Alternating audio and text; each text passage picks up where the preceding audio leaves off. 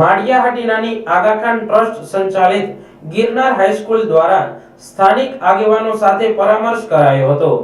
Girnar high school એ શહેરની એક એવી શૈક્ષણિક સંસ્થા છે જે માત્ર શિક્ષણ જ આપતી નહીં પરંતુ શહેરના દરેક સામાજિક કાર્યમાં સહભાગી થાય છે।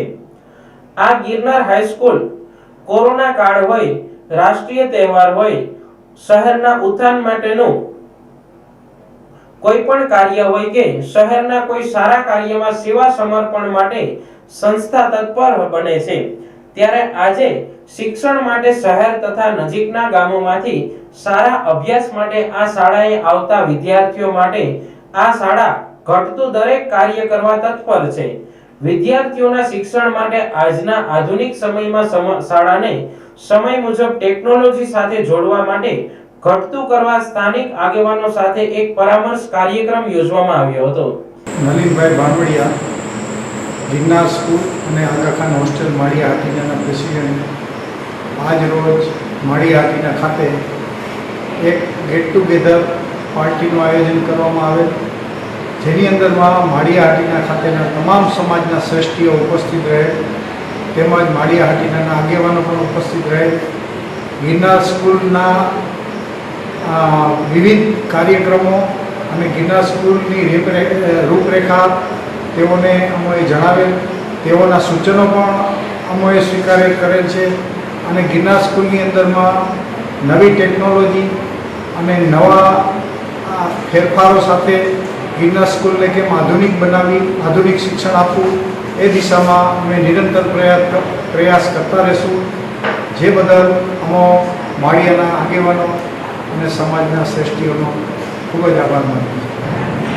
આ તકે ઉચ્ચ સ્તરે પહોંચેલ આ શાળાના પૂર્વ વિદ્યાર્થીઓને પણ આમંત્રિત કરી શાળાના પોતાના અનુભવો અને શાળાથી પોતાને મળેલ જ્ઞાનનું ઉપસ્થિત લોકો અને આગેવાનો સમક્ષ રજૂ કરેલ।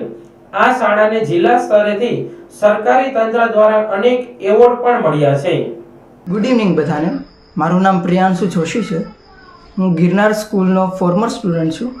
સન 2018ની સાલમાં મેં મારું 10મું કમ્પ્લીટ કર્યું। ગિરનાર સ્કૂલની વાત કરું તો નર્સરીથી લઈને સ્ટાન્ડર્ડ 10 સુધી મેં અહીં જ અભ્યાસ કર્યો છે।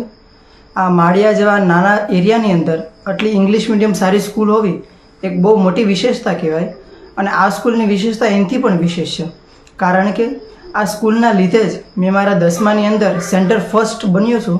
એનું કારણ આ એક સ્કૂલ પણ છે।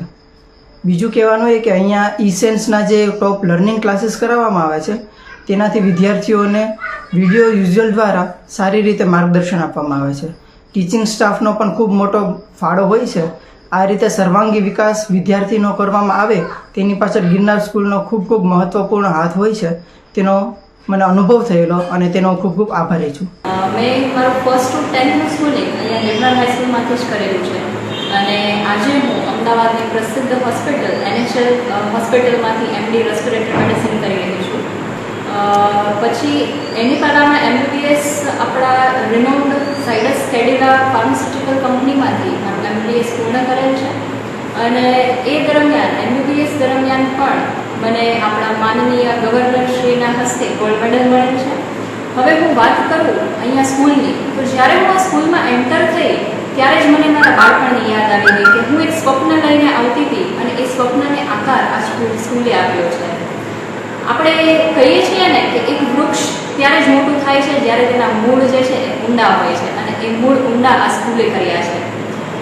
જ્યારે હું ફર્સ્ટ ટુ 10th કમ્પ્લીટ કરીને સાયન્સ લઈને 11th-12thમાં ગઈ ત્યારે હું નર્વસ ફીલ કરતી હતી કે ત્યાંના ટોપર્સ, ત્યાંની અલગ અલગ સ્કૂલના ટોપર્સ સાથે સ્ટેન્ડ કરવું એ બહુ ડિફિકલ્ટ હતું, બટ જે બેઝ અને ફાઉન્ડેશન ગિરનાર સ્કૂલે મને જે આપ્યો, I am very thankful and grateful to all my teachers of Girnar high school. Thank you so much.